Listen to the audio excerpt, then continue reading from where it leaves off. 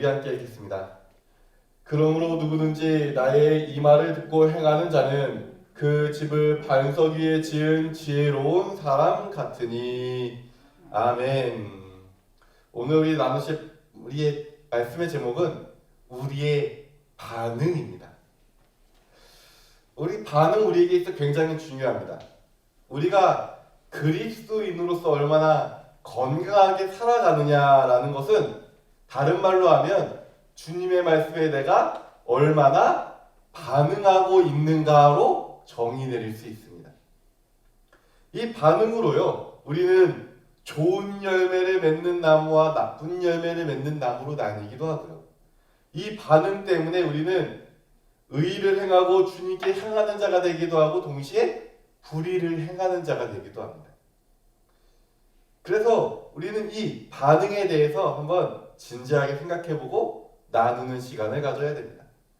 우리 먼저 반응이라고 하면 이런 반응이 생각나죠. 이렇게 그 의사 선생님이 무릎을 이렇게 톡 하고 치는 경우가 있죠. 발이 뭐 안 좋다던가 그렇다고 하면 의사 선생님 오셔가지고 자, 그 긴장 푸세요 이러고서는 요거 갖다가 톡톡 칩니다. 그럼 어떻게 됩니까? 내가 발을 안 움직여도 발이 번쩍하고 올라가게 되죠. 이게 반응입니다. 내가 무슨 일이건 어떠한 충격이 가해지면 여기는 이렇게 반응하도록 설계가 되어 있는 거죠. 물론 사람마다 이게 잘 안 되는 사람도 있고요. 어떤 사람은 아예 이게 반응이 없는 사람도 있지만 정상적이다가 이렇게 반응을 쳤는데 반응을 하지 않는다 이러면 어떻게 합니까? 의사 선생님 얼굴이 갑자기 심각해집니다.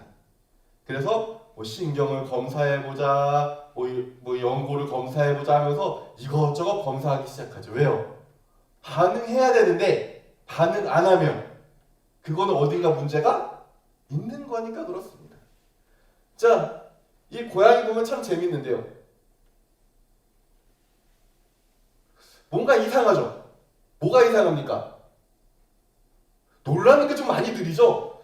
이게 튀어나온 지 꽤 오래됐는데 한참 후에서야 놀라죠. 뭔가 이상하죠? 왜요? 이게 웃기고 이게 이상한 이유는 이게 제대로 고양이가 반응하지 않았기 때문에 그렇습니다.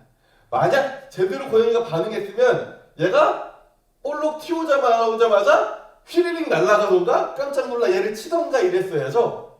그런데 어떻습니까? 이게 웃긴 건 한참 후에 놀라죠. 이상한 겁니다. 우리도 마찬가지로 주님의 말씀을 들을 때 우리가 이상하게 반응하면 어떤가요? 아름다운가요? 멋있나요? 아니면 웃긴가요? 웃긴 그리스도인이 되는 겁니다. 그렇잖아요. 교회에서 말씀 한참 잘 듣고 아 그래 은혜 받았네 하고 이게 집에 들어가서 누워있다가 그 제사가 생각이 나서 아 아멘 해야지 하고 거기서 아멘 하면은 웃긴 사람입니까? 아니면은 뭐 아주 정상적인 그리스도인입니까? 아주 웃긴 사람인 거죠. 그 자리에서 은혜 받았으면 아유 아멘 주님 내가 그렇게 살겠습니다 하고 이렇게 우리가 주님께 감사의 표현을 해야 되는데 집에 가가지고 다 까먹고 있다가 집에 가서 그제 생각나서 아멘 이러면 아이고 이거 큰일 났네 이런 생각을 하게 되죠. 자, 그래서 오늘 우리의 모습이 나는 어떤 식으로 반응하나를 우리가 아주 명확하게 살펴야 됩니다. 왜냐하면 오늘 말씀은 하나님의 말씀, 예수님의 말씀을 듣지 않은 사람들에게 선포된 것이 아니라 들은 사람들에게 선포한 겁니다. 봐보시죠. 마태복음 7장 24절에 그러므로 누군지 나의 이 말을 듣고라고 되어 있죠. 그리고 마태복음 7장 26절에 보면 나의 말을 듣고라고 되어 있습니다. 그러니까 전제 조건은 뭡니까? 말을 들은 사람들입니다. 예수님의 말씀을 듣고 있는 자들, 즉 뭡니까? 예수님을 믿는 자들을 대상으로 하는 겁니다. 물론 이 당시에는 다 예수님을 믿는 사람들은 아니었지만요. 그러면 이 말씀을 듣는 자들에게 선포된 말씀이며 천국을 향해 걸어가고자 하는 자들, 그리고 아름다운 열매를 맺고 아버지의 뜻을 행하는 그 방법에 대해 예수님은 오늘 말씀을 이야기해 주신 겁니다. 그게 뭐예요? 반응입니다. 여기서 두 사람들이 있는데 한 사람은 반석 위에 집을 짓는 반응을 하고요. 다른 한 사람은 모래 위에 집을 짓는 반응을 하는 것처럼 우리는 이 반응을 어떻게 하냐에 따라 우리의 신앙 상태가 똑같이 말씀을 듣고요. 똑같이 예배도 드리고 똑같이 찬양도 하고 똑같이 기도도 하는데 어떤 사람은 아름다운 하나님의 지체가 되는 반면에 어떤 사람은 삐뚤어지는 경우를 우리는 볼 수 있습니다. 우리가 그거 많이 보지 않았습니까? 못 봤다고 할 수 없죠. 많이 봤습니다. 이럴 때 우리가 어떻게 반응하냐가 굉장히 중요합니다. 오늘날 우리가 하나님의 말씀을 듣고자 하면 어떤가요? 얼마든지 들을 수 있습니다. 그쵸? 옛날처럼 예배에만 참석하면 들을 수 있나요? 아니요. 이제는 이 기독교 방송에서 TV 딱 틀면은 설교 나옵니까? 안 나옵니까? 설교 나옵니다. 기독교 방송 내가 T레벨을 안 가서 기독교 방송이 없다고요? 유튜브 저 설교만 쳐보십시오. 전 세계 모든 목사, 저까지 포함해서 모든 목사의 설교가 유튜브에 다 있습니다. 내가 말씀을 듣고자 하면 차고 넘치도록 하루 종일 밤새도록 들어도 그날 올라오는 설교 말씀 다 못 듣습니다. 그 정도로 말씀이 차고 넘칩니다. 그래서 문제는 뭐냐면 그 말씀을 듣고 내가 어떻게 반응하냐가 문제인 겁니다. 우리가 건강에 관한 뭐 이런 강연들 많이 나오잖아요. 뭐 이렇게 유튜브에도 사람들끼리 공유도 하고요, 막 이러죠. 건강에 강연 많이 듣습니다. 그런데 문제는 뭡니까? 그 듣는 것만으로 우리의 삶이 변합니까? 사실 그렇게 변하지 않습니다. 건강에 대한 강연을 들으면 그거를 실행해야 나의 삶이 바뀌는 겁니다. 그렇죠? 건강한 대한 강연 막 듣고 있으면서 뭐 지방은 안 좋고 뭐 기름을 먹으면 안 되고 이러는데 그 얘기 들으면서 앞에서 곱창을 구워 잘라 먹고 있으면 그 사람 건강이 좋아집니까? 아니죠. 오히려 더 안 좋아질 수밖에 없는 거죠. 그뿐입니까? 아무리 유명한 강사를 초빙하고 아무리 대단한 학자를 불러 강의한다 할지라도 그걸 듣는 사람이 아무런 반응을 보이지 않으면 어떻게 될까요? 그건 그냥 소기의 경일기입니다. 그냥 스쳐 지나가는 거죠. 누가 그 사람의 귀에 아무리 얘기를 하고 아무리 소리를 지른다 할지라도 그가 반응하지 않으면 그거는 아무것도 안 되는 겁니다. 그러므로 여전히 중요한 건 나의 반응입니다. 내가 좋은 열매를 맺지 못하는 이유도 뭘까요? 그거는 어떤 목사님의 설교가 너무 좋지 못해서 내가 변화를 못하는 걸까요? 아니요. 내가 반응하지 않아서 그렇습니다. 이건 누군가에게 우리가 핑계를 댈 수 있는 부분이 아닙니다. 주님의 심판할 때 주님께서 우리 앞에 오셨을 때 우리가 내가 저 사람이 잘 안 알려줘가지고 내가 예수님 잘 못 믿었다고 이렇게 얘기할 수 있을까요? 아니요. 그렇지 못합니다. 왜요? 주님은 우리 주변을 통해서 계속 얘기하시고요. 그 목사님 한 분뿐만 아니라 다양한 다른 사람들과 목사님들을 통해서 오늘도 우리에게 이야기하고 있기 때문에 우리가 변명할 게 있습니까? 없습니까? 변명할 게 없습니다. 심지어 뭐 어떤 이단을 믿던 사람조차도 변명할 수 있습니까? 아니요. 그 사람도 변명할 수 없는 겁니다. 왜요? 그 사람이 이단을 믿고 있을 때 그 주변에 누가 얘기합니까? 그리스도인들이 그거 아니라고 계속 얘기하죠. 그거 주님이 바라시는 길 아니라고 계속 얘기하죠. 그러니 그 이단을 믿던 사람들도 내가 그 이단 교주한테 속아가지고요 주님 내가 주님을 믿는 줄 알았는데 내가 이단 교주를 믿었습니다 라고 변명할 수 있습니까? 그 사람도 변명하지 못하는 겁니다. 그러므로 우리가 어떻게 반응했냐는 너무나도 중요합니다. 어떤 과학자보다도 어떤 연설가보다도 어떤 학자보다도 권위 있으시며 능력이 있으신 예수님의 말씀에 사람들이 어떻게 반응합니까? 정말 다양하게 반응합니다. 어떤 사람들은 예수님의 제자가 되어 주님의 영광된 삶을 살고요. 그렇죠? 또 어떤 사람들은 아무 반응도 하지 않고 그냥 흩어져 버린 사람들도 있습니다. 또 어떤 사람들은 예수님의 말씀을 제대로 듣지 않고 예수님의 행하신 기적만 쫓아가다가 뭐합니까? 예수님을 이스라엘의 왕으로 세우고자 막 했다가 예수님이 그들을 뿌리치고 헤쳐나가신 일도 있습니다. 또 어떤 사람들은 예수님의 말씀에 적개심을 가지고 어떻게 합니까? 미워하고 공격하여 예수님을 십자가에 못 박기까지 했습니다. 이처럼 예수님의 말씀 자체가 문제가 있는 건가요? 아니요. 예수님의 말씀은 과거에도 똑같고 지금도 똑같습니다. 그러면 그 말씀에 대한 뭐가 문제인 거예요? 그 사람들의 반응이 문제인 겁니다. 그 사람의 반응이 그 사람의 삶을 결정하고요. 그 사람이 어떻게 살아나갈 건지를 결정하게 되는 겁니다. 그렇다면 나는 어떤 반응을 보일 것인가? 내 반응은 어떠한 결과를 가져올 것인가? 살펴보아야 합니다. 예수님은 오늘 우리를 그냥 집 짓는 사람으로 묘사하십니다.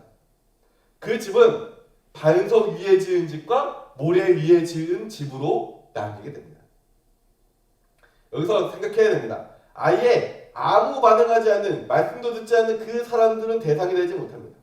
왜냐하면 예시당초 예수님의 말씀을 들으러 오지도 않았고요. 그들은 예시당초 구원의 문제에 대해 관심도 없는 이들이기 때문에 그렇습니다. 그들은 완전히 논외입니다. 그러니까 믿지 않는 자들이 모래 위에 집을 짓는다, 이거 아닙니다. 믿는 자들이 모래 위에 집을 짓는 겁니다. 이 산상수훈의 배경에 모인 사람들은 모두 예수님의 말씀을 듣기 위해, 산상수훈이잖아요. 어디로 간 겁니까? 예수님을 쫓아 산으로 올라간 사람들입니다. 그럼 그들은 시간이 있어서 그랬을까요? 아니요. 따로 시간을 뺀 날입니다. 이날은 안식일과 같은 휴일이 아닙니다. 왜냐하면 안식일이었으면 이들이 이렇게 예수님을 쫓아 산으로 올라가지 못했습니다. 왜냐하면 안식일법상 이렇게 먼 거리를 이동하는 게 허락되지 않았기 때문에 그렇습니다. 그러므로 이들은 자기가 하고 있는 생업을 내팽개치고 예수님의 말씀을 듣고자 예수님을 쫓아 올라간 사람들이 이 말씀을 듣는 사람들입니다. 그러므로 예수님께 모여든 사람들은 그들의 목적과 마음이 어떻든 간에 예수님의 말씀을 듣기 위해 시간을 냈고요. 그 산이라는 특정한 장소에 모였고 예수님의 말씀에 귀를 기울이고 있는 사람들입니다. 어째 우리랑 굉장히 비슷하죠. 오늘 교회에 모인 우리랑 굉장히 유사하죠. 그리고 이 말씀은 그들에게 선포된 말씀이고 그들처럼 모인 우리에게 선포된 말씀입니다. 어떤 이들은 주님의 말씀을 듣고 반응하여 행합니다. 나의 삶이 변하게 되고요. 나의 행동이 하나님의 말씀에 의해 바뀌기 시작합니다. 나의 생각도 어떤 사람들은 주님의 말씀을 듣고 바뀌게 됩니다. 마치 설계도를 따라 집을 짓는 것처럼 그는 예수님의 말씀이라는 설계 도면에 따라서 뭐 하는 겁니까? 하나하나 집을 지어가는 겁니다. 그게 때로는 비효율적인 것 같아 보이고요. 때로는 세상 사람들에게 어리석어 보인다 할지라도 우리는 포기하지 않고 주님의 말씀하신 거에 따라 한 걸음 한 걸음 나아가며 우리의 집을 지어갑니다. 그래서 이런 집을 짓는 겁니다. 반석 위에 집을 짓게 되는 거죠. 그 이유가 뭡니까? 우리는 이 설계도를 철저하게 신뢰하고 있기 때문에 그렇습니다. 이 설계도, 하나님의 말씀을 철저하게 신뢰하고 있기 때문에 우리는 그 말씀 그대로 집을 짓습니다. 그 말씀 그대로 나의 삶을 바꾸고요. 그 말씀 그대로 나의 행동을 고치고요. 그 말씀 그대로 나의 생각을 바꾸게 됩니다. 주변 사람들이 뭐라 하던 그건 전혀 상관없습니다. 왜요? 그 사람들보다 예수님의 말씀이 더 완벽한 설계도고요. 흠잡을 데 없는 설계도고요. 나를 위한 설계도이기 때문에 그렇습니다.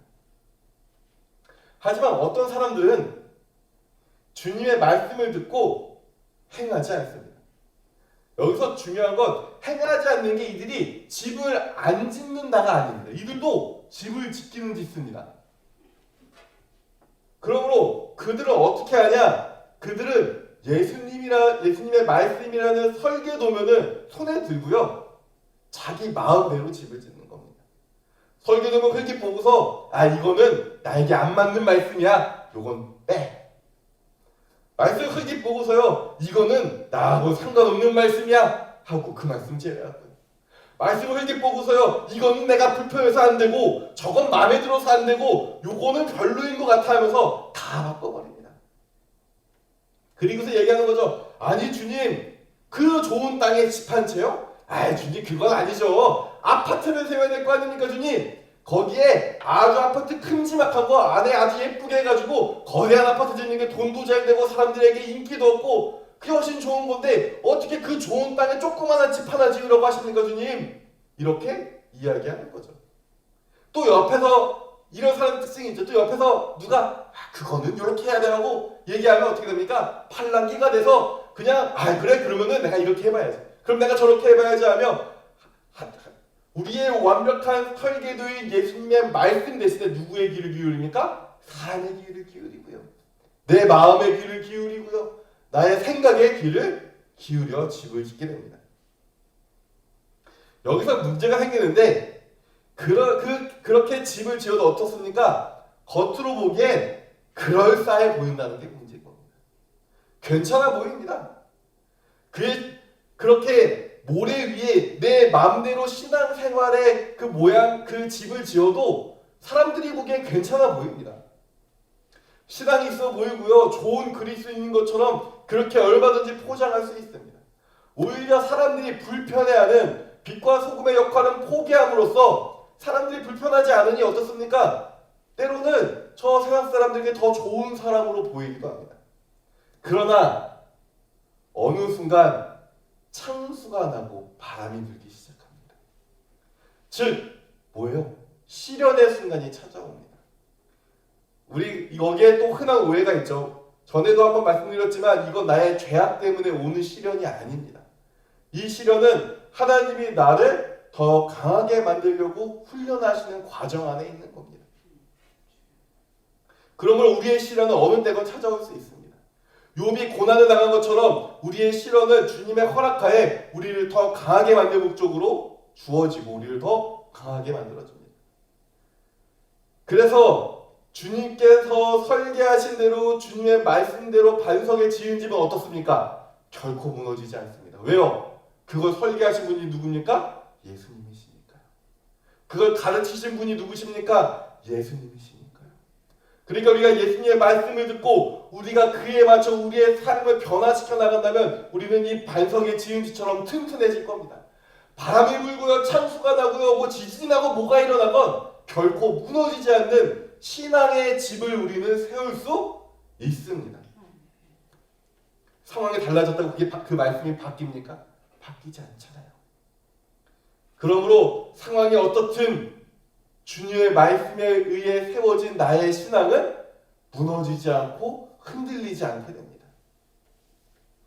분명 비가 내리고 창수가 나고 바람이 불어 우리는 분명 괴롭고 힘들고 눈물도 흘릴 겁니다.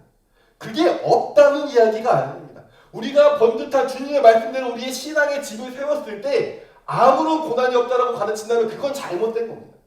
분명 바람도 불고요, 홍수도 올라오고요, 막 날 괴롭게 할 겁니다.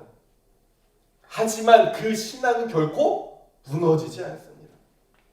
그 신앙이 괴로울지언정 우리는 어떻게 합니까? 괴로우니 주님께 매달리고요. 그 아플지언정 어떻게 합니까? 아프니까 주님을 바라보게 됩니다. 하지만 행하지 아니하는 집은 그래서 하나님의 말씀에 제대로 반응하지 않고 그냥 내 마음대로 지은 집은 어떻게 될까요? 효율적이어 보이고 아름다워 보인다 할지라도 그 고난의 비바람이 불자 어떻게 되냐면 이렇게 무너지는 거 아닙니까? 형편없이 무너져 내립니다. 이 중국의 아파트인데요. 이 아파트 왜 이렇게 무너졌는지 아십니까? 이 아파트가 설계의 도면대로 했는데 딱 하나를 바꿨습니다. 뭘 바꿨을까요? 이게 안에 요 콘크리트 안에 뭘 집어넣어야 됩니까? 그 철로 된 갑자기 이름이 기억이 안 나네요. 철로 된 그 쇳덩어리를 집어넣잖아요. 그리고 콘크리트를 부어서 굳히는 거 아닙니까? 그런데 이 중국의 이 아파트 지은 사람들이 뭘 집어넣냐면 나무 막대기를 집어넣습니다. 그러니 모양은 그럴싸하게 올라가죠.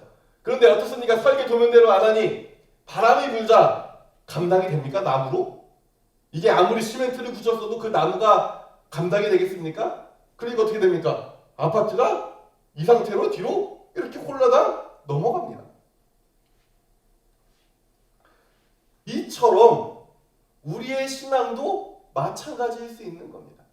내 마음대로 내가 보기에 좋은 대로 내가 생각하기에 좋은 대로 했으면 그의 신앙은 어떻게 되냐면 이런 비바람 앞에 정말 순식간에 무너지게 됩니다. 그의 신앙은 그의 생각에 의해 만들어졌기 때문에 그의 믿음은 사람들의 시선과 충고로 세워졌기 때문에 상황이 바뀌면 그의 생각도 바뀌고요. 상황이 바뀌면 사람들의 시선과 충고도 바뀝니다. 그러니 어떻습니까? 얼마 전까지 튼튼히 세워졌다고 믿을만 했던 그 집이 하루아침에 무너져 내리게 되는 겁니다. 우리 주변에는 이런 분들 보이지 않습니까? 분명 정말 신앙 좋은 것 같아 보였고요. 정말 믿음 생활 잘하는 것 같아 보였고요. 정말 믿을 만한 사람인 것 같아 보였는데 갑자기 바람이 불고요. 창수가 불어닥치자 어떻게 됩니까? 그 사람의 신앙이 온데간데 없이 사라져버리는 거 우리 보지 않습니까? 그게 모래 위에 집을 지은 겁니다. 모래 위에 내 생각으로 사람들이 보기 좋게 신앙이라는 가면과 허상을 만들어낸 겁니다. 그의 삶은 주님과 상관없습니다. 그의 신앙은 주님과 관계가 없습니다. 그저 신앙이 좋은 것처럼 보이게 만들 수는 있고 신앙이 있는 것처럼 만들 수는 있지만 고난과 핍박이 그냥 사라져버리는 겁니다. 이것이 주님의 말씀이라는 반석 위에 세우지 않은 집의 결말입니다. 우리나라도 비슷하잖아요. 이 아산의 오피스텔 하나가 이쪽으로 기운 거죠. 그래서 난리가 한번 났었죠. 뉴스에 보셨던 기억이 있으실 겁니다. 이처럼 이것도 뭡니까? 설계대로 안 했어요. 설계대로 했으면 아무 문제 없었는데 자꾸 뭘 하는 겁니까? 그 설계 도면을 하대로 하면 힘들고 귀찮고 돈도 많이 드니까 어떻게 해요? 이거 하나 빼고 저거 하나 빼고 이거 바꿔도 돼 저거 바꿔도 돼 하면서 이것저것 바꾸니 어떻게 됩니까? 무너져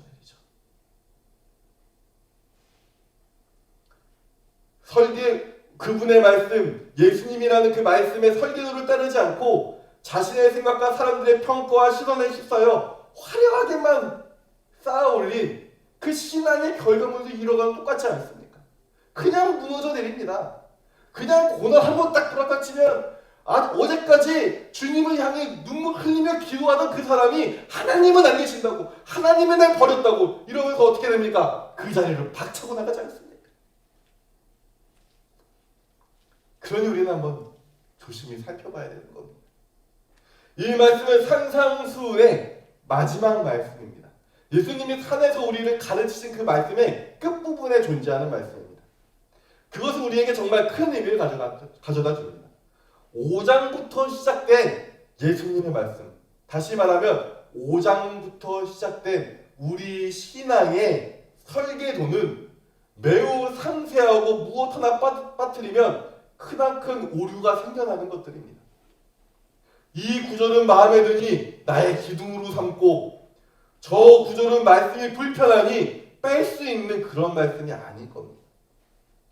이 말씀은 반석과 같이 2000년 전부터 변하지 않고 오늘날까지 이어져 왔습니다. 이 말씀으로 세워진 교회들은 어떻게 합니까? 예수님을 쫓아 자신의 십자가를 지는 수많은 선교자들을 만들어낸 말씀입니다. 이 수많은 선교자들은 주님을 위해 자신의 것 다 포기했고요. 어떠한 핍박과 고난에도 그 신앙의 건물은, 그 신앙의 집은 결코 무너지지 않았습니다.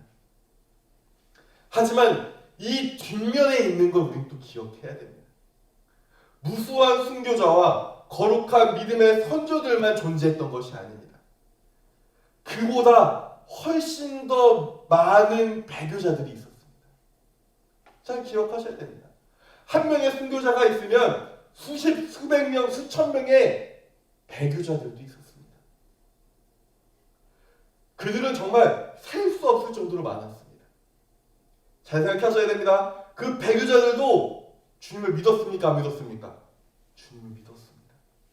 그 어려운 환경 가운데 사람들이랑 핍박하는 가운데 그들도 주님을 믿었던 사람들입니다. 그들도 자기 나름대로 하나님을 사랑하는 마음으로 신앙의 건물을 세워갔던 사람들입니다. 그런데 중요한 건 뭡니까? 그들의 설계도가 어디에 있느냐? 그들의 설계도가 예수님의 말씀에 듣고 반응하여 반석 위에 지은 집인가? 아니면 나의 감정에 취해서 사람들이 나를 좋아하는 그 시선 때문에 사람들의 시선에 신경 써서 만든 허황된 모래 위에 지은 화려하기만 한 집인가가 그들의 차이를 불러일으킨 겁니다. 겉만 아름다운 신앙으로는 아무런 의미가 없습니다. 겉만 화려하고요, 아무리 아름다운 신앙인의 모습을 보여주고 아무리 종교적이게 보이고 아무리 좋아 보여서 모든 사람들에게 칭찬을 받는다 할지라도, 그가 사람들에게 사랑을 받는다 할지라도 그 기반이 말씀으로 이루어진 것이 아니라 어떤 사람들에게 신경 쓰는 것 때문에, 사람들과의 관계 때문에, 나의 생각과 철학으로 이루어진 것이라면 그건 결국 무너져 내릴 수밖에 없는 허황된 신앙의 집이 될 겁니다. 고난이 찾아옵니다. 그러면 어떻게 됩니까? 그 화려했던 그 집이 비바람에 무너져 내립니다. 우리 아시죠? 화려하면 화려할수록 무너져 내리면 어떻게 됩니까? 더 흉합니다. 오히려 단촐했던 건물이 무너지면 아이고 저거 어쩌다가 무너졌냐 이렇게 되는데, 화려하게 찬란하게 막 금으로 은으로 막 커다랗게 장식했던 그 건물이 무너져 내리면 어떻게 됩니까? 아이고 저거 봐라 하면서 사람들이 손가락질합니다. 웃고 있던 그의 가면이 깨지고 어떻게 됩니까? 그 얼굴에 실체가 드러나는 겁니다. 이것뿐입니까? 사실 그 뒤에 더 무서운 게 있죠. 심판이 찾아옵니다. 그러면 어떻습니까? 내가 아무리 잘 포장했다 할지라도 숨길 수 있습니까? 숨길 수 없습니다. 전능하신 하나님의 눈앞에서 모든 것이 다 벌거벗겨질 것이기 때문에 그렇습니다. 하나님까지는 절대 속일 수 없습니다. 사람들에게 내가 변화했다라고 아무리 이야기한다 할지라도 아무 의미 없는 겁니다. 진실로 내가 변화하고 주님의 말씀대로 행동하고 나의 삶을 주님의 말씀이라는 반석과 설계도 안에서 세워가지 않는다면, 지금 내가 20년, 30년, 50년, 70년 신앙생활을 할다 할지라도 그게 다 헛것입니다. 헛것. 그냥 홍수 한 번 나면 사라져버리는 거고요. 주님 앞에 서면 아무것도 없이 그냥 발가벗겨질 뿐입니다. 그러므로 오늘 나의 신앙은 어떻게 건축되어 있습니까? 오직 말씀이라는 그 설계도 아래 차곡차곡 이루어져 간 겁니까? 아니면 그 외에 불순물이 섞여져 있는 건 아닙니까? 여기는 말씀으로 저기는 내 생각으로 이렇게 되어 있지는 않냐는 겁니다. 정말 하나님의 말씀으로 하나씩 차곡차곡 쌓아져 있나요? 아니면 겉만 화려하고 그럴싸하고 겉만 좋고 좋아 아주 아름다워 보이는데 속은 다 썩어가고 있나요? 오늘 이 자리에 부끄러움을 느끼신다면 그건 정말 좋은 일입니다. 왜요? 내 집에 설계도에 안 맞는 부분을 발견했다는 겁니다. 그럼 어떻게 하는 겁니까? 주님께서 오늘 이 말씀하신 거는, 야 네가 그 집이 잘못됐으니 너 망했다, 넌 이제 영원히 저주받을 것이다, 이렇게 얘기하신 겁니까? 아니요. 바꾸라는 겁니다. 주님의 말씀에 반응하여 하나님의 뜻대로 행동하라고 주님이 지금 이야기하시는 겁니다. 우리는 우리에게 주어진 대로 뭐예요? 보수공사를 하면 되는 겁니다. 주님은 우리의 실수를 용납하지 못하는 분이 아니십니다. 우리가 잘못 지었으면 그저 다시 지으면 됩니다. 잘못된 부분 허물고 다시 하나님의 말씀대로 하나하나 벽돌을 쌓아가면 되는 겁니다. 오늘 말씀은 그것을 위해서 존재합니다. 그러니 우리 다시 한번 생각해 보시죠.